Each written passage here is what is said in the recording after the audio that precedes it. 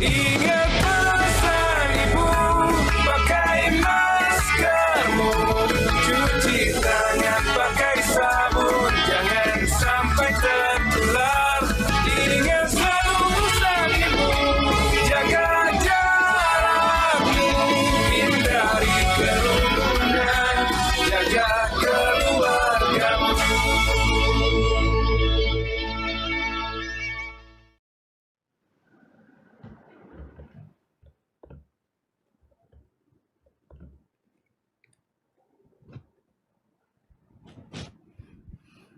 Halo pemirsa, bagaimana kabar Anda hari ini? Semoga tetap sehat dan tetap semangat dalam beraktivitas. Selalu ingat pesan Ibu. Senang sekali saya Suryo Pratomo bisa menemani Anda dalam bincang-bincang spesial dengan tema Media Bertanya, Doni Monardo menjawab, 44,9 juta orang yakin kebal COVID-19. Apa yang harus kita lakukan? Acara ini disiarkan secara langsung dari Media Center Satuan Tugas Penanganan COVID-19 Geraha BNPB Jakarta. Kita sama-sama ketahui Badan Pusat Statistik belum lama ini mengeluarkan hasil survei bulan September yang menemukan 17% orang Indonesia yakin tidak akan terpapar COVID-19.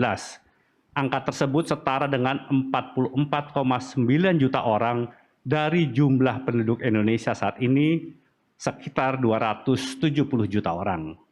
Keyakinan yang keliru ini tentu sangat membahayakan, apalagi bila melihat statistik bahwa 85% penderita COVID-19 masuk dalam kelompok orang tanpa gejala atau OTG. Komunikasi keduanya sungguh akan menjadikan OTG sebagai pembunuh dalam diam bila mereka menularkan kepada orang-orang yang punya penyakit bawaan atau komorbid. Komorbid seperti hipertensi, diabetes, dan jantung memiliki resiko fatal bila terjangkit COVID-19. Jadi, tidak ada pilihan lain bagi kita untuk menghentikan penularannya dengan cara mengubah perilaku sesuai protokol kesehatan.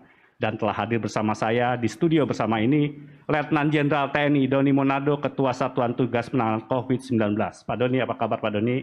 Kabar baik Pak Tommy. Pak Doni, kelihatan baru kembali dari daerah. Minggu lalu saya dengar Bapak berkunjung ke wilayah barat Indonesia, Kepulauan Riau, Sumatera Utara, Aceh. Minggu ini Bapak melakukan kunjungan ke 4 provinsi, Gorontalo, Sulawesi Utara, Papua, di Pulau Biak, dan ke Bali.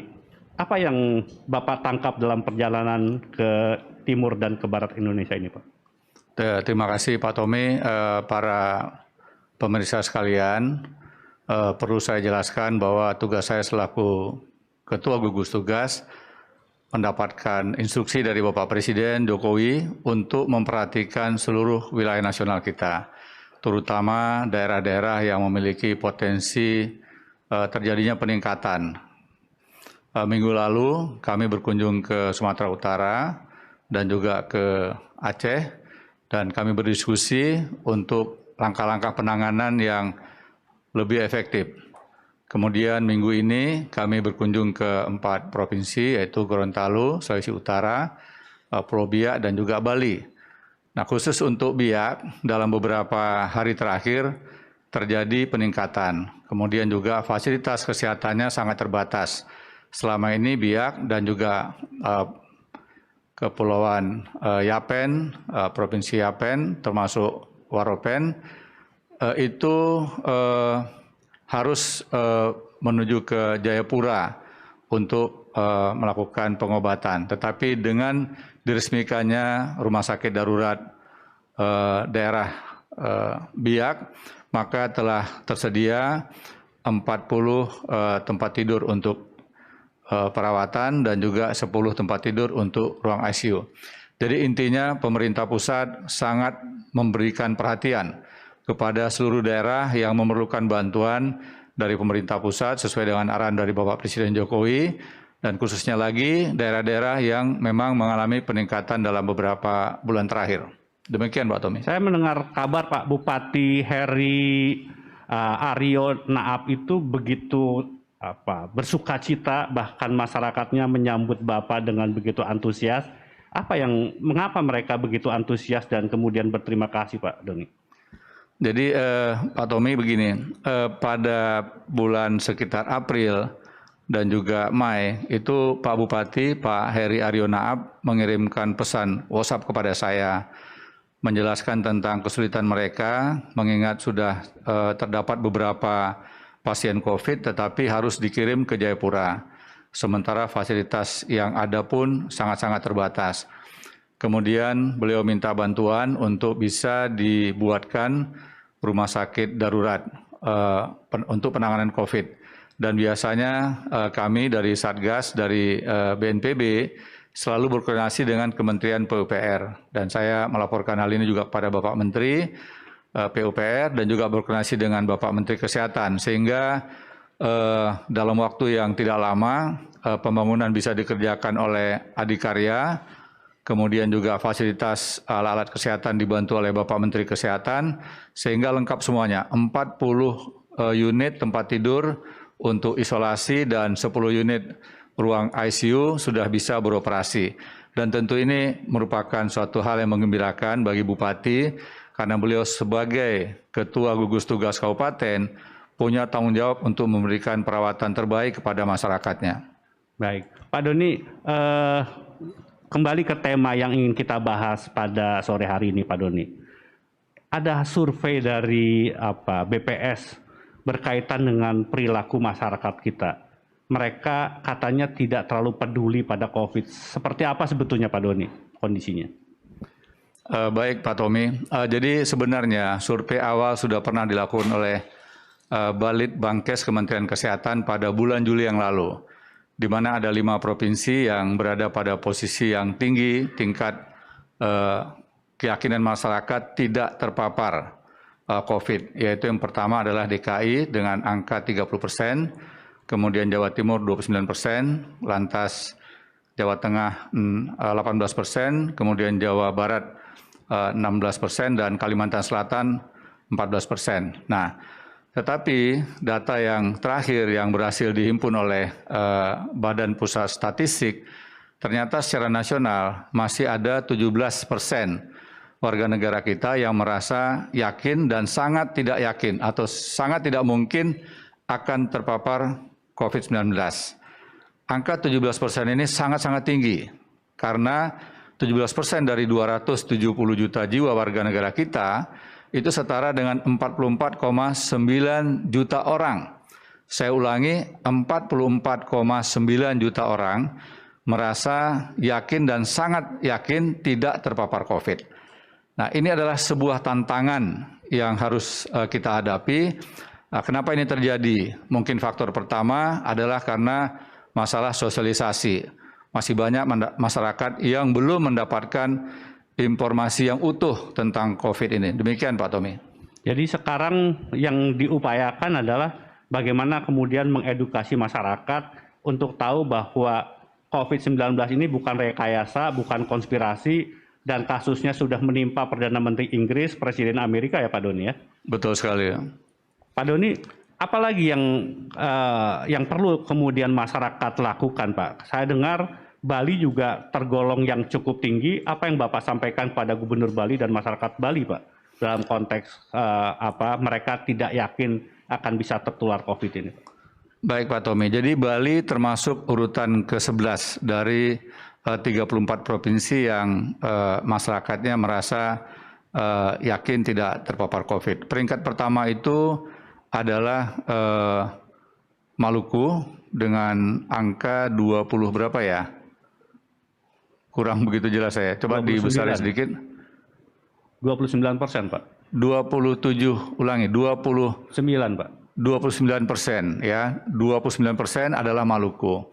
Kemudian yang kedua, peringkat kedua adalah Sulut. Sulawesi Utara dengan posisi 27,66%. Lantas Bali berada pada urutan 11 ya, yaitu pada posisi 20,78%. Dan angka yang didapatkan oleh BPS tentunya ini sangat akurat, mengingat respondennya mencapai jumlah yang sangat besar, yaitu 90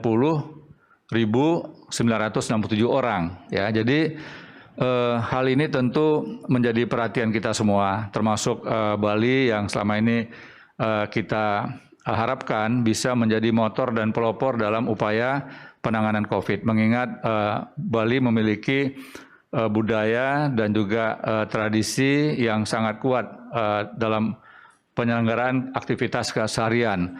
Dan kita sengaja menyampaikan pesan kepada Bapak Gubernur Bali untuk melibatkan lebih banyak lagi komponen masyarakat. Karena semakin masyarakat diikutsertakan dalam penanganan COVID ini, maka secara langsung akan meningkatkan kesadaran. Nah, inilah yang harus kita lakukan secara menyeluruh. Jangan saja pemerintah yang melakukan upaya penanganan, tetapi seluruh komponen. Mengingat upaya-upaya pemerintah selama ini, khususnya untuk bidang kesehatan, menurut saya sudah sangat maksimal.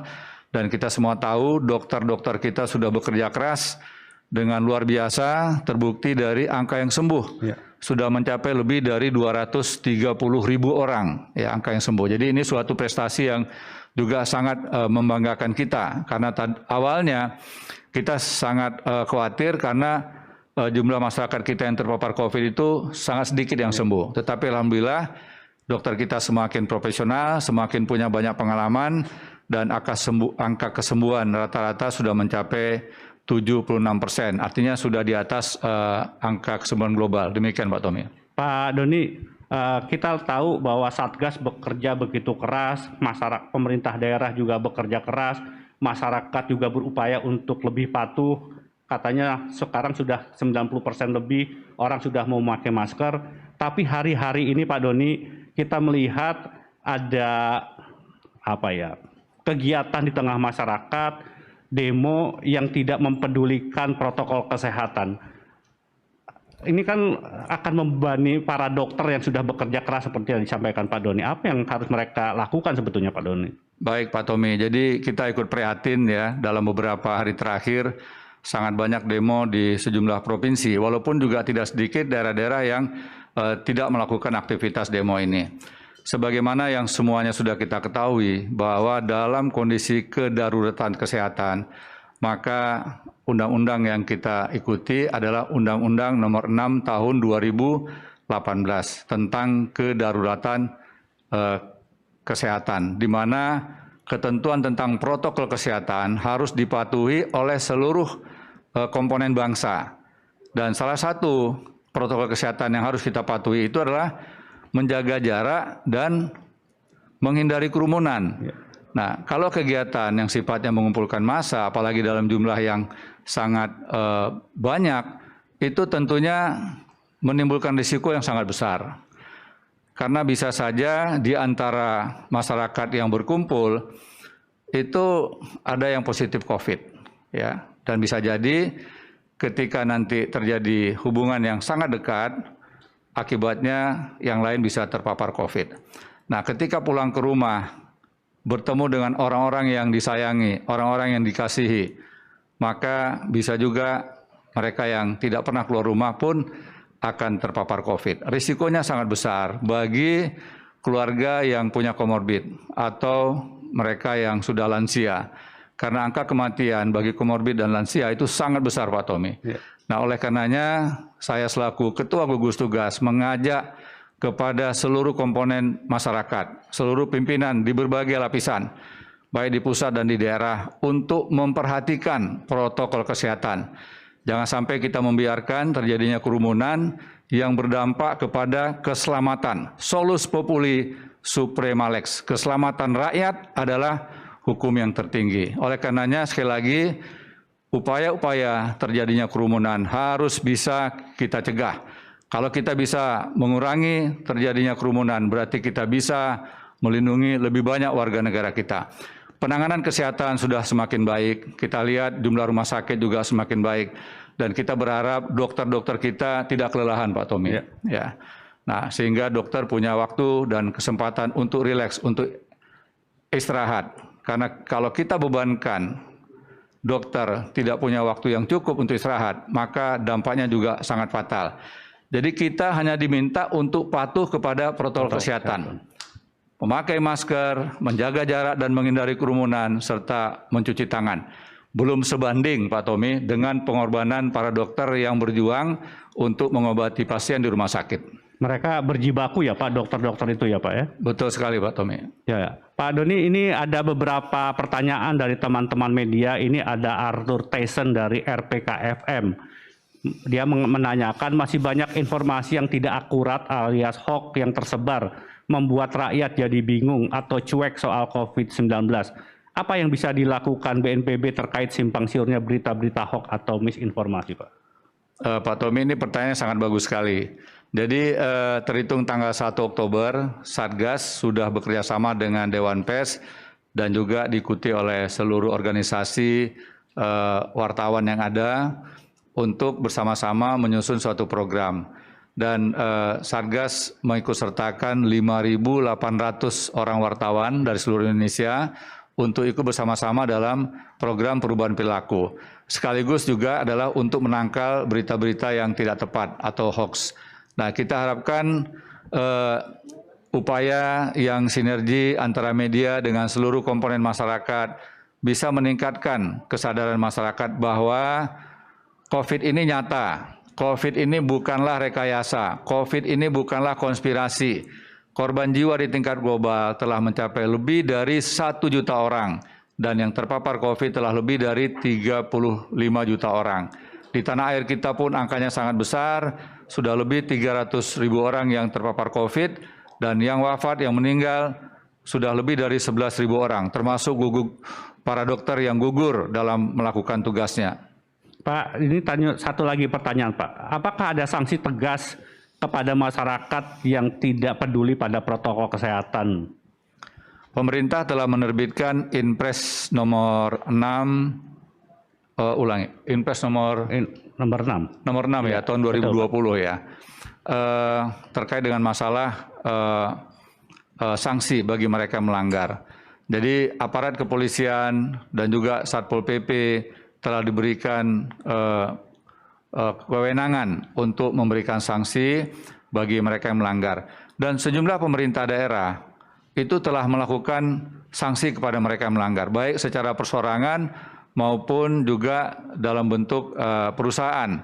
Dan kita memberikan apresiasi atas langkah-langkah yang telah dilakukan oleh pemerintah daerah bersama dengan aparat yang ada. Tentunya sanksi ini harus diikuti juga dengan sanksi sosial bagi mereka yang tidak patuh kepada protokol kesehatan. Di beberapa daerah kami dengar tokoh-tokoh yang ada, terutama tokoh agama, itu memberikan sanksi yang sangat keras kepada mereka yang melakukan pelanggaran. Termasuk juga tokoh adat memberikan sanksi sosial kepada mereka yang tidak patuh. Karena konsekuensi dari pelanggaran ini dapat mengakibatkan risiko yang sangat besar. Kita tidak berharap kasus-kasus yang terjadi menambah korban jiwa. Memang kelihatannya bagi mereka yang usianya masih muda dan sehat, mereka bisa sembuh dalam waktu yang tidak lama. Tetapi mereka yang punya komorbid, lansia, itu sangat fatal. Angka kematian bagi penderita komorbid dan juga lansia mencapai 80–85%. Sebuah angka yang sangat tinggi sekali. Oleh karenanya, kalau kita bisa menjaga untuk patuh kepada protokol kesehatan, sebenarnya kita telah bisa menyelamatkan lebih banyak masyarakat kita. Dan mereka yang ikut bergerak dalam upaya untuk melakukan pencegahan sebenarnya sudah sama seperti pahlawan-pahlawan kemanusiaan seperti halnya dokter, ya, perawat, dan juga petugas-petugas yang selalu rajin menyampaikan pesan.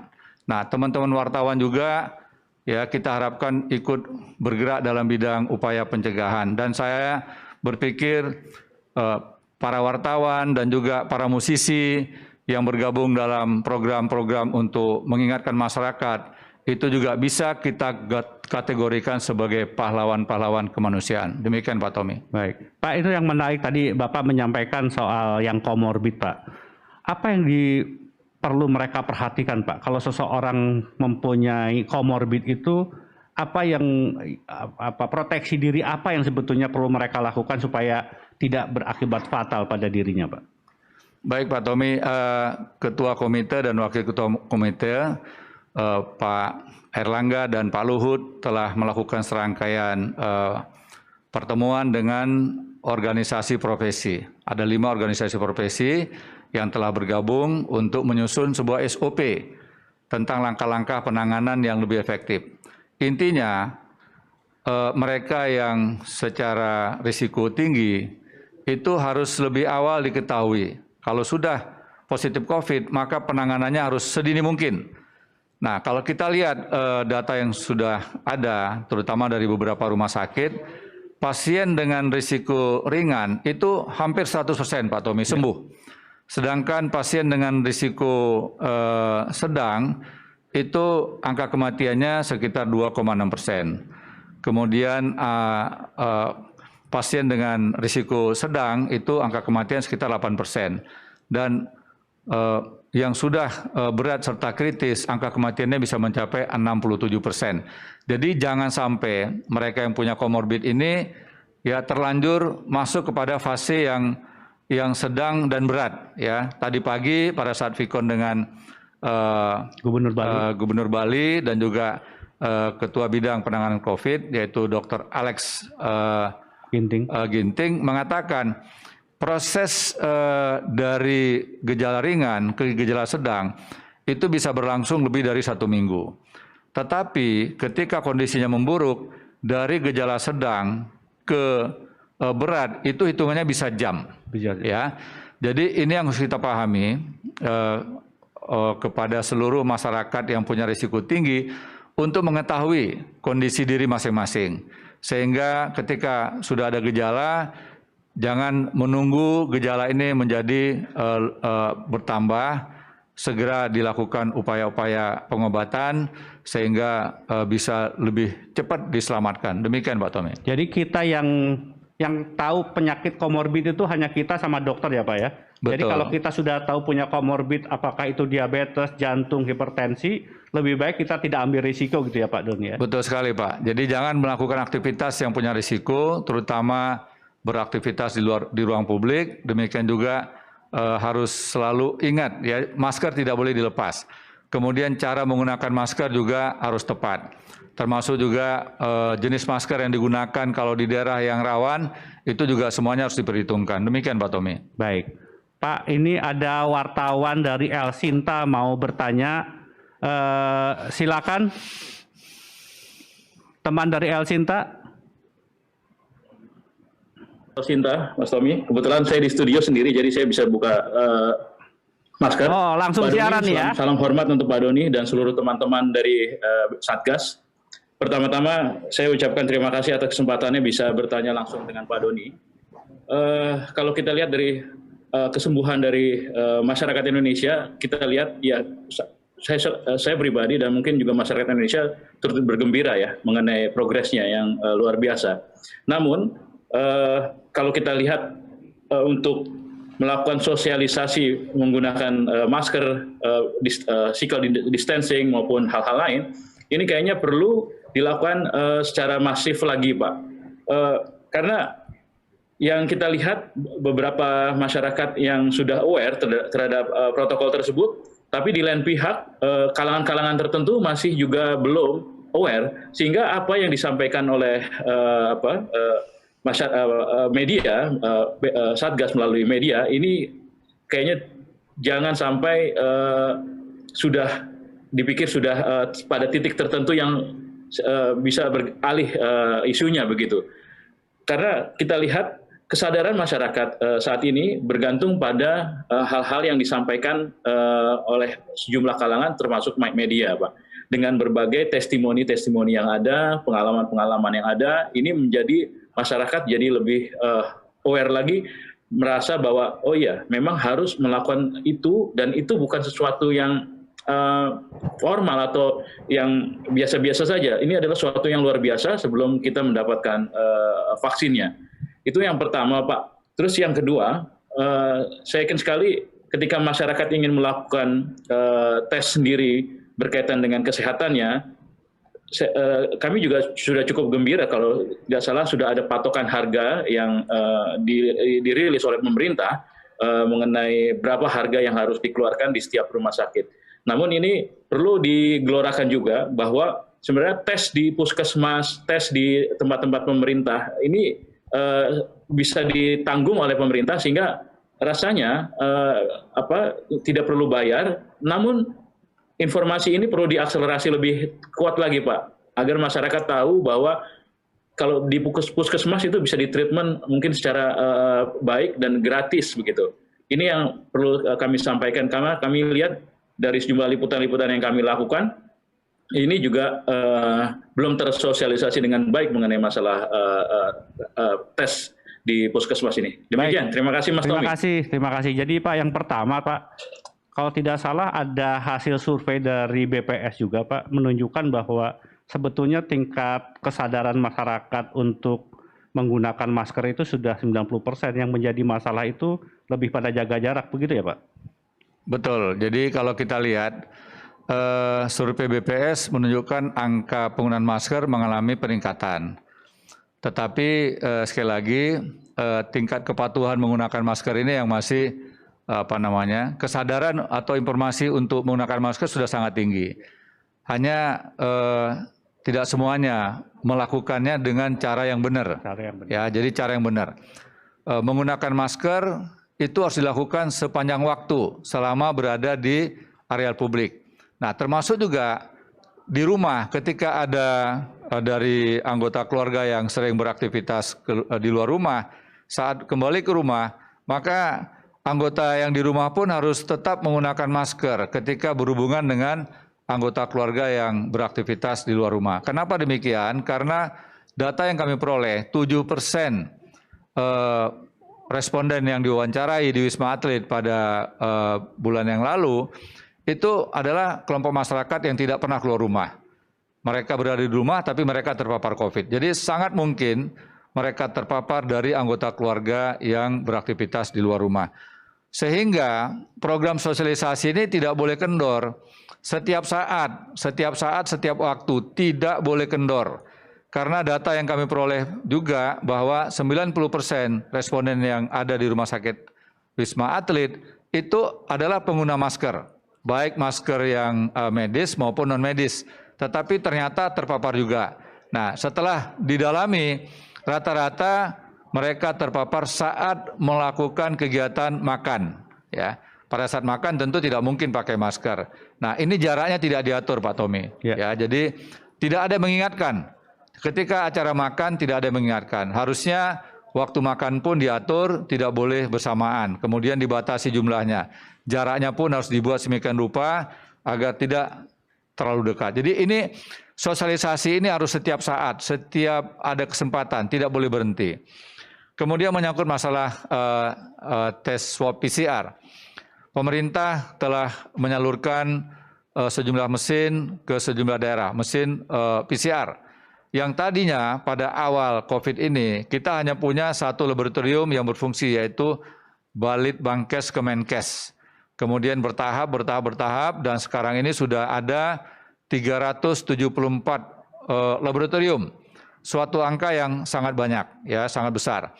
Demikian juga kemampuan testing per hari yang semula 2.000, kemudian meningkat menjadi 10.000, 20.000, 30.000. Nah, sekarang sudah rata-rata di atas 35.000, bahkan pernah menyentuh mendekati 50.000 spesimen yang diperiksa. Hanya memang belum merata ke seluruh Indonesia. Ada daerah dengan kemampuan yang sudah sesuai dengan standar WHO, 1 orang per 1.000 penduduk untuk 1 minggu. Ya, sudah ada yang meningkat. Jakarta termasuk yang cukup tinggi angka pemeriksaan spesimennya. Nah, kita terus bergerak untuk bisa merata ke seluruh wilayah Indonesia. Kemudian harganya sudah diputuskan oleh Bapak Menteri Kesehatan sebesar Rp900.000 untuk pemeriksaan yang sifatnya mandiri.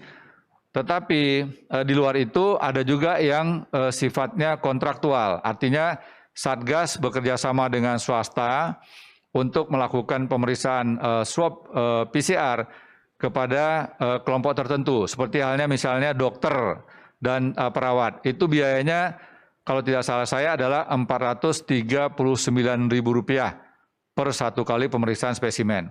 Nah, untuk yang di puskesmas seharusnya gratis.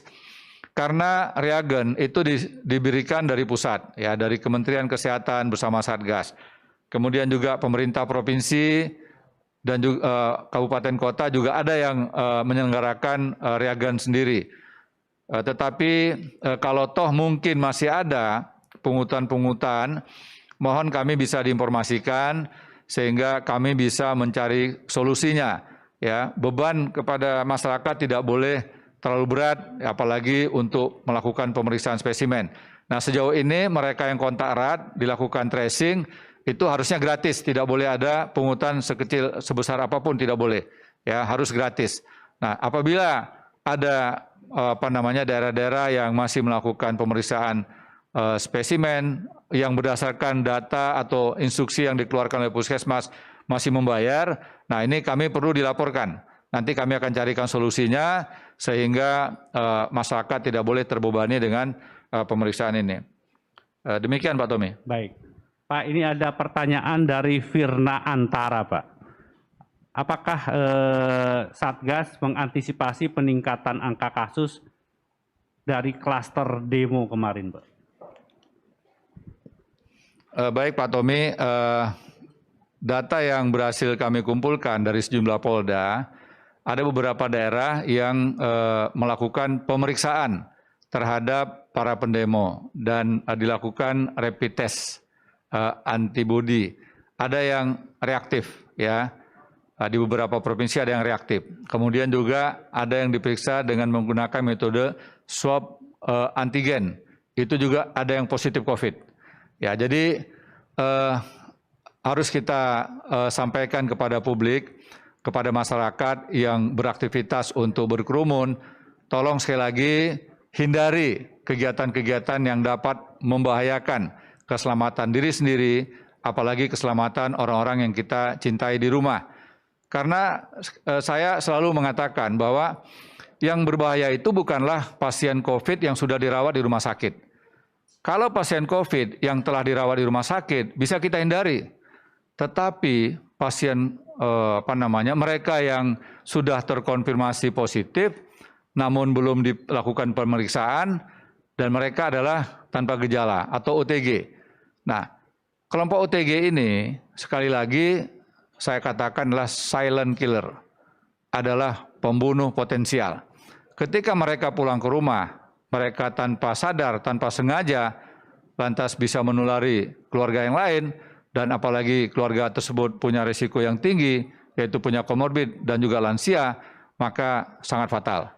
Jadi sekali lagi kita harus tahu bahwa COVID ini proses penularannya bukan melalui hewan seperti halnya flu babi dan flu burung, tetapi melalui manusia.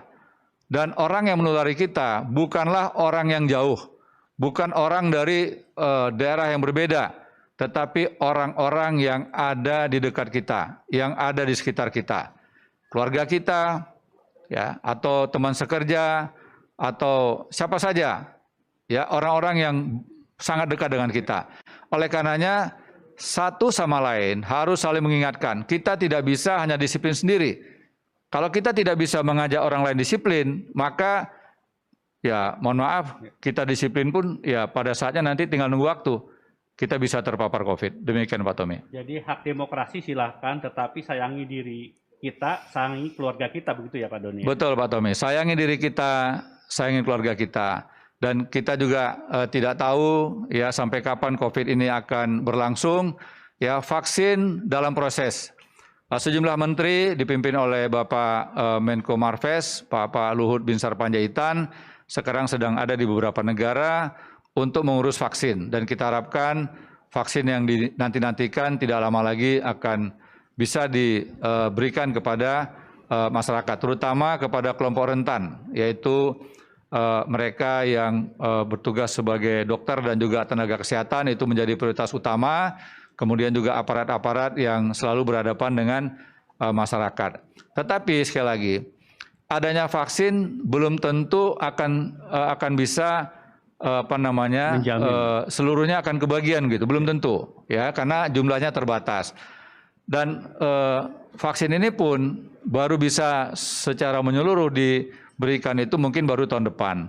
Jadi sambil menunggu vaksin yang akan diberikan kepada masyarakat, ya maka vaksin yang terbaik sekarang adalah ya vaksin patuh kepada protokol kesehatan, pakai masker, jaga jarak, menghindari kerumunan, dan mencuci tangan sesering mungkin dengan sabun dan air mengalir atau menggunakan cairan disinfektan.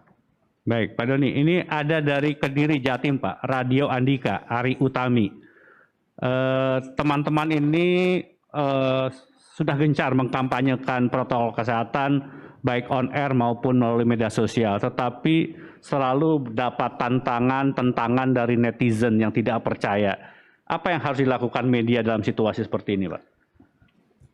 Yang pertama, saya memberikan apresiasi dulu nih untuk Jawa Timur. Ya, Jawa Timur yang mulai bulan Juni yang lalu sepanjang sampai dengan akhir September itu adalah daerah yang paling banyak zona merahnya. Dan hari ini Jawa Timur sudah tidak ada lagi zona merah. Tetapi saya juga menyampaikan pesan, tidak boleh lantas berbesar hati kemudian lengah. Nah, biasanya lengah, tidak waspada, kemudian kendor bisa mengakibatkan bisa kena COVID lagi gitu ya. Jadi tolong dipertahankan prestasi yang sudah ada. Termasuk pada kesempatan ini juga saya memberikan apresiasi kepada teman-teman bonek di Jawa Timur yang telah membantu Satgas sejak bulan Juni yang lalu untuk menyampaikan pesan patuh kepada protokol kesehatan. Nah, sekarang masalahnya begini, Pak Tommy. Tingkat kepatuhan ini ada beberapa faktor kenapa orang tidak patuh. Ya, tadi coba ditayangkan 55% ya, karena tidak ada sanksi jika tidak menerapkan protokol kesehatan. Nah, tentunya ya daerah-daerah yang sudah terbentuk Satgas bisa menerapkan sanksi kepada mereka yang melanggar ya. Tetapi juga tidak hanya sanksi hukuman administrasi, namun sanksi sosial pun juga penting. Ya, apakah lewat adat atau lewat RT RW yang ada, karena biasanya masyarakat lebih segan kalau yang memberikan sanksi itu adalah komunitas yang ada di sekitar mereka. Kemudian ada juga di sini kita lihat ya contoh teladan ya. Jadi keteladanan itu penting sekali ya. 19% aparat atau pimpinan tidak memberikan contoh. Nah, ini keteladanan sangat penting sekali Pak Tommy, dan kita berharap bahwa seluruh pimpinan dimanapun ya, ketika berhadapan dengan masyarakat untuk beraktivitas, bersosialisasi, maka protokol kesehatan harus betul-betul diperhatikan. Demikian juga mencari orang-orang yang tepat, orang-orang yang berpengaruh, sehingga bisa menyampaikan pesan-pesan yang sangat diharapkan sangat dipatuhi. Antara lain siapa? Ya, ada tokoh agama, ada budayawan mungkin di daerah, ada tokoh-tokoh non formal di tingkat RT, RW, ya, mereka yang kalau berbicara itu disegani. Dan satu lagi yang tidak boleh adalah orang tua kita, terutama ibu. Jadi kalau setiap ibu bersedia menyampaikan pesan untuk patuh kepada protokol kesehatan, maka ini adalah langkah yang sangat strategis. Kenapa demikian? Hampir semua kita pasti sangat menghargai ibu kita. Dan setiap ibu yang menyampaikan pesan itu pasti akan berbekas di hati anak-anaknya. Dan kami semua dari Satgas sangat berharap gerakan ibu-ibu bisa menjadi bagian yang strategis dalam mengajak masyarakat untuk patuh kepada protokol kesehatan. Bapak Presiden telah menugaskan Menteri Dalam Negeri dan Ketua Umum penggerak PKK untuk bisa mengajak seluruh ibu-ibu yang ada di seluruh daerah untuk menggelorakan kepatuhan kepada protokol kesehatan. Demikian Pak Tommy. Baik. Pak Doni, ini dari Kalimantan Barat, Pak Hamid, Pak. Untuk penataan di dalam pesawat, Pak. Masih banyak dia melihat kursi tengah yang seharusnya dikosongkan itu diisi. Salah satunya penerbangan 3 Oktober 2020 Pontianak Jakarta, maskapai swasta tidak melaksanakan distancing seat Bagaimana Pak tanggapan ini Pak? Pak Tommy, dalam beberapa pertemuan kita sudah menyampaikan pesan ya kepada airlines yang melakukan yang bertanggung jawab untuk melakukan penerbangan, dan ada beberapa hal memang yang menjadi catatan kita. Keluhan airline itu apabila mereka kurang dari 70% penumpangnya, itu mereka akan mengalami kerugian. Nah, sehingga kita mencoba untuk mencari jalan yang terbaik. Ya, tetap 70%, tetapi penumpang diminta untuk bisa meningkatkan proteksi, terutama menggunakan masker. Selama penerbangan, jangan melepas masker. Kemudian masker yang digunakan juga masker yang punya standar yang cukup bagus untuk menangkal COVID. Ya. Bukan berarti terus kita memilih-milih masker, tidak. Ya, semua masker pasti bermanfaat. Hanya kapan menggunakan masker kain, kapan kita harus menggunakan masker yang mungkin lapisannya lebih banyak untuk supaya kita bisa lebih terproteksi, lebih terlindungi, termasuk juga mungkin penggunaan masker medis gitu ya. Nah, masker medis pada awal-awalnya memang tidak dianjurkan karena masker medis diharapkan hanya untuk para dokter dan tenaga kesehatan. Tetapi sekarang ini masker medis sudah semakin banyak diproduksi dan harganya pun sudah relatif semakin murah. Jadi mudah-mudahan bisa lebih terjangkau kepada masyarakat. Demikian juga pemerintah daerah telah sangat banyak memberikan masker kepada masyarakat. Nah, jadi kembali kepada distancing seat, Pak. Distancing seat di tiap-tiap pesawat. Kami dari Satgas akan mencoba kembali untuk mengingatkan kepada airlines dan juga perusahaan-perusahaan penerbangan yang yang mengelola pengaturan seat di dalam pesawat. Dan kita yakin kalau protokol kesehatan ini bisa diterapkan dengan baik, kemudian juga airlines bisa mengatur posisi tempat duduknya dengan baik juga, dan tentunya juga kita tidak ingin airlines juga rugi. Ya. Jadi angka 70% atau 75% dari kapasitas penumpang, mungkin ini adalah salah satu cara yang terbaik. Ya, di satu sisi airline tidak rugi, di sisi lain juga masyarakat bisa terjamin keselamatannya dan juga masalah perasaan. Jadi kalau sudah kita berada dalam pesawat, kita bersama dengan orang lain, mungkin kita juga merasa khawatir. Tetapi kalau seandainya kita terbang dengan keluarga sendiri, ya bersebelahan, saya rasa mungkin itu relatif lebih aman. Demikian. Baik. Pak, ini ada Rafiq dari iRadio Jakarta. Mas Rafiq, apa kabar Mas Rafiq? Mas Rafiq bisa menyampaikan langsung pertanyaannya kepada Pak Doni? Ya, terima kasih Mas Tommy atas kesempatannya. Terima kasih Pak Doni. Salam sehat dulu buat Pak Doni dan Pak Tommy. Ada satu pertanyaan, Pak. Usul saya, orang-orang yang merasa dirinya kebal dan yakin tidak akan tertular COVID itu, kita jadikan relawan saja di Wisma Atlet. Kita kasih tugas mengganti spray, memandikan pasien yang sudah positif COVID, dan kemudian membersihkan limbah yang ada di Wisma Atlet. Dengan demikian, para dokter, perawat, dan tenaga kesehatan bisa istirahat sejenak. Kita biarkan orang-orang yang kebal itu untuk mengambil alih sementara tugas-tugas tenaga kesehatan. Kemudian yang kedua pertanyaan adalah, adakah sanksi tegas untuk pagar yang makan tanaman, untuk tongkat yang membawa rebah? Seringkali kita melihat justru pejabat publik yang melakukan pelanggaran atas protokol kesehatan. Masih ke kafe, masih karaoke, masih bikin pesta kawinan, masih bikin pesta sunatan, buka panggung wayang, mengundang artis dangdut, gitu. Nah, sanksi apa selama ini yang diberikan oleh pemerintah kepada justru pejabat yang memberikan contoh?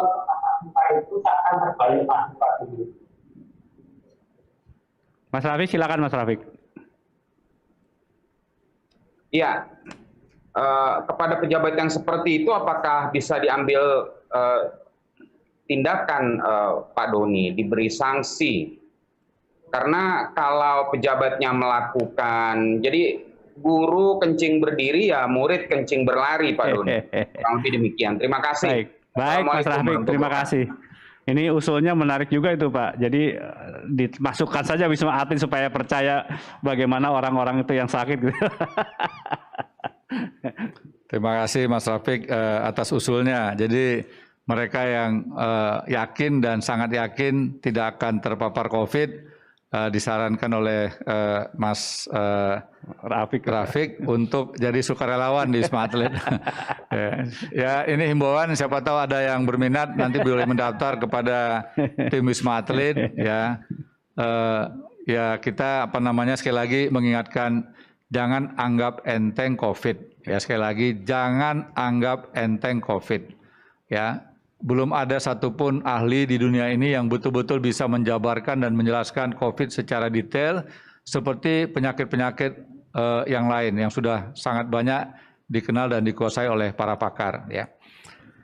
Kemudian sanksi tegas, Mas Rafiq sudah ada, ya, beberapa pejabat diberikan sanksi oleh atasannya, bahkan ada yang dicopot jabatannya. Ya. Kemudian pejabat di daerah juga sudah ada yang dipidana.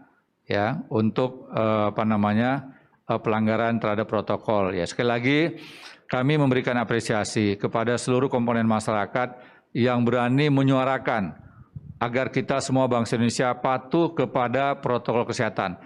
Inilah yang bisa menyelamatkan kita. Karena obat belum ada, vaksin juga masih dalam proses. Ya, sekali lagi apa yang kita lakukan taat dan patuh kepada protokol kesehatan belum sebanding dengan pengorbanan para dokter dan tenaga kesehatan lainnya yang merawat pasien. Ya, mari kita hargai pengorbanan dan seluruh jerih payah dari para dokter dan tenaga kesehatan. Kita hanya diminta untuk patuh saja. Masa kita nggak bisa? Ya, jadi sekali lagi berbagai aktivitas masyarakat yang dapat membahayakan keselamatan itu bukan hanya nanti diberikan sanksi di dunia. Kelak di akhirat pun menurut saya ya sesuai dengan ajaran agama masing-masing, mereka yang dapat menimbulkan korban jiwa itu akan dimintain pertanggungjawabnya di akhirat kelak. Ya, jadi sekali lagi mari kita semuanya patuh kepada protokol kesehatan. Kami dari Satgas mencoba untuk merancang konten-konten yang dapat dipahami oleh masyarakat dengan mudah sehingga juga bisa dipatuhi, dijabarkan dengan mudah juga. Seperti halnya ada 3 wajib, ya. Wajib yang pertama itu adalah wajib kita menjalankan ibadah sesuai dengan agama masing-masing. Bisa ditayangkan ya. Kemudian wajib yang kedua adalah wajib untuk patuh pada protokol kesehatan. Tadi sudah saya sampaikan ya. Kemudian wajib yang ketiga itu wajib untuk meningkatkan imunitas. Ya, itu wajib olahraga, istirahat teratur, kemudian tidak boleh panik, harus gembira, dan juga memakan makanan yang bergizi, serta meminum vitamin. Nah, kalau 3 wajib ini ya bisa kita penuhi, ya kita beriman sesuai dengan kepercayaan dan keyakinan masing-masing, kita memproteksi diri untuk melindungi diri kita dari ancaman COVID, ya, dengan patuh pada protokol kesehatan dan juga meningkatkan imunitas kita, maka ini adalah strategi yang paling ampuh selama vaksin belum ada dan obatnya juga belum ditemukan. Demikian Pak Tommy. Baik. Pak Doni, ada pertanyaan dari Sigit Radio Susi FM. Apa ada langkah antisipasi yang dilakukan mengingat beberapa bulan lagi kita akan menghadapi pilkada serentak agar masyarakat patuh terhadap protokol kesehatan, terutama tim sukses ataupun dari calon kepala daerahnya itu sendiri? Baik, Mas Sigit, dalam 2 minggu terakhir ada fenomena yang unik ya. Tren perkembangan kasus zonasasi, yaitu dari zona risiko, baik itu yang risiko tinggi, sedang dan rendah, serta tidak terdampak, antara yang ada pilkada dengan yang tidak ada pilkada itu ternyata menunjukkan adanya suatu keunikan gitu ya. Ya, fenomena yang menarik di sini. Daerah yang ada pilkada itu mengalami penurunan kasus zona merah, ya. Sedangkan daerah yang tidak ada pilkadanya justru meningkat, ya. Nah, ini tentunya tidak atau bukan merupakan suatu kesimpulan, ya, tetapi ini sangat mungkin dipengaruhi oleh faktor disiplin. Ada atau tidak ada pilkada, asalkan disiplin, maka kasus COVID-nya pasti bisa dicegah atau dikurangi, ya. Kemudian ada lagi 3 provinsi yang kami perhatikan, ada pilkada tetapi justru tidak ada zona merah. Padahal sebelumnya termasuk daerah yang risikonya sangat tinggi. Yang pertama tadi Jawa Timur, ya. Ada 38 kabupaten kota, 19 melaksanakan pilkada bupati dan wali kota. Kemudian Sulawesi Selatan, ya. Ada 24 kabupaten kota dan 12 pemilihan bupati dan wali kota. Kemudian ada lagi Sulawesi Utara. Ya, Sulawesi Utara itu 15 kabupaten kota, kalau tidak salah 7 atau 8 itu ada pemilihan bupati, wali kota dan juga gubernur. Ya, dan juga gubernur. Artinya kalau pemilihan gubernur berarti seluruh kabupaten kota ikut terlibat. Nah, Sulawesi Utara itu yang tadinya ada zona merah, ya, kemudian berubah menjadi zona orange. Nah, sekarang zona orange-nya dari 8 berubah menjadi 3, kemudian zona kuningnya atau zona rendah yang semula ada 3 menjadi 7.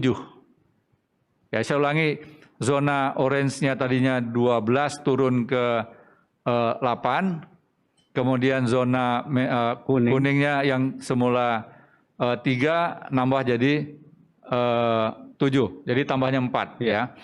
Nah, ini adalah fenomena yang menarik, ya. Ada daerah yang pilkada tetapi mampu mengendalikan kasus, sementara ada daerah yang tanpa pilkada justru mengalami peningkatan kasus, ya. Ada beberapa provinsi yang tanpa pilkada tapi kasusnya tinggi, ya. Aceh ya tidak ada pilkada tapi kasusnya tinggi. Jadi kita tidak serta-merta bisa membuat sebuah kesimpulan bahwa pilkada menjadi penyebab. Betul, salah satu penyebabnya betul pilkada. Tetapi kalau seandainya ada kesungguhan dari seluruh komponen untuk patuh kepada protokol kesehatan, kami yakin ya bahwa kasus bisa dikendalikan. Dan ini adalah tanggung jawab kita semua, bukan hanya kepada penyelenggaranya, tetapi juga kepada seluruh komponen masyarakat ya untuk selalu ikut terlibat. Ya, kalau ada kegiatan-kegiatan yang dapat menimbulkan kerumunan, maka masyarakat bisa menilai ya siapa yang menimbulkan kerumunan. Tentunya mereka yang secara protokol kurang begitu memperhatikan masalah keselamatan. Demikian Pak Tommy. Pak Doni, sebelum kita mengakhiri diskusi Pak, ini di ruangan ini Pak, Bapak melakukan protokol kesehatan sangat ketat. Kita jaga jarak, semua kita menggunakan hand sanitizer, mic-nya juga dibersihkan selalu. Apa pesan Bapak kepada masyarakat supaya kemudian melakukan hal yang sama di rumah masing-masing? Baik Pak Tommy, pesan saya kembali kepada masalah disiplin. Ya, jadi obat belum ada, vaksinasi dalam proses, disiplin adalah kunci utama kita untuk bisa selamat. Ya, kita disiplin saja, belum tentu kita berhasil terhindar dari COVID. Karena COVID ini menyerang kita ya selama 24 jam tanpa henti. Kita lalai sedikit saja, bisa kita terpapar. Dari mana? Dari banyak cara. Salah satu faktornya adalah tangan kita yang biasanya refleks tidak sengaja menyentuh sesuatu, kemudian memegang masker kita. Kemudian tanpa kita sengaja juga mungkin menyentuh wajah kita, mata kita, ya. Padahal berdasarkan pengetahuan yang kita peroleh dari pakar epidemiologis, pakar kesehatan masyarakat, salah satu penyebabnya adalah tangan kita yang telah menyentuh droplet dari penderita COVID, kemudian memegang bagian tertentu di wajah kita, mata, hidung, dan mulut, secara langsung kita bisa terpapar. Ya. Jadi sekali lagi, disiplin harga mati. Ya. Kemudian juga mematuhi protokol kesehatan adalah hal yang tidak bisa ditawar-tawar. Kalau seluruh kita bisa taat dan patuh kepada protokol kesehatan, bangsa kita akan segera dapat mengendalikan COVID. Kita tidak tahu COVID ini sampai kapan. Oleh karenanya, kita harus mampu beradaptasi. COVID-nya tetap ada, kita tetap selamat, kita tidak boleh terpapar COVID, dan juga tidak boleh ada aktivitas yang dapat menimbulkan PHK, menimbulkan penutupan perusahaan-perusahaan, tidak boleh terpapar COVID, dan tidak boleh terkapar oleh PHK. Demikian Pak Tommy. Baik, terima kasih Pak Doni. Kita sudah di penghujung acara. Terima kasih kepada semua media yang telah menyampaikan pertanyaannya. Mudah-mudahan bincang sore hari ini bisa bermanfaat untuk kita semua. Terakhir tentunya jangan lupa para pemirsa untuk selalu memakai masker, menjaga jarak dan menghindari kerumunan, serta mencuci tangan pakai sabun dengan air yang mengalir. Ingat pesan Ketua Satgas Penanganan COVID-19 Bapak Doni Monardo, apa yang kita lakukan agar disiplin dan patuh memakai masker, menjaga jarak dan menghindari kerumunan, serta mencuci tangan belum sebanding dengan beratnya perjuangan dokter dan tenaga kesehatan yang merawat pasien di rumah sakit. Begitu ya Pak Doni ya? Betul sekali Pak Tommy. Jadi kita harus membantu dokter-dokter itu dengan kita mendisiplinkan diri kita, menerapkan protokol kesehatan, dan dengan itulah kita akan meringankan tugas para dokter. Sangat betul. Ya, itu yang menjadi kampanye kita dan itu yang dilakukan oleh Satgas juga ya Pak ya? Betul sekali Pak. Baik. Jadi kita harus sayang dengan dokter kita, jumlah dokter kita terbatas, dokter secara total jumlahnya kurang dari 200.000, dokter spesialis kita kurang dari 36.000, dan dokter paru kita kurang dari 2.000 orang. Jadi kehilangan satu dokter adalah kehilangan buat bangsa kita. Oleh karenanya mari kita lindungi para dokter kita dengan cara kita patuh kepada protokol kesehatan. Baik. Saya akhiri talk show kita sore hari ini. Saya Surya Pratomo bersama tim yang bertugas dan pembicara pamit undur diri. Selamat sore dan sampai berjumpa kembali.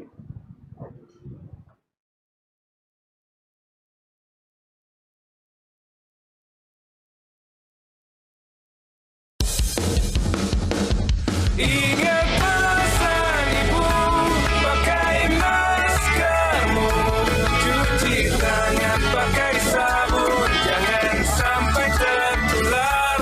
Ingat selalu pesan ibu, jaga jarakmu, hindari kerumunan, jaga keluargamu.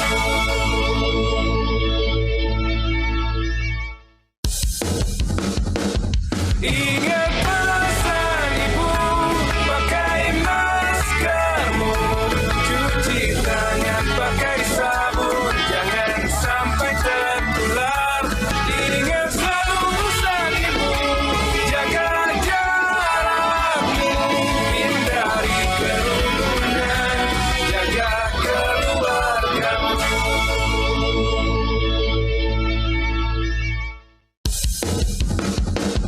Ingat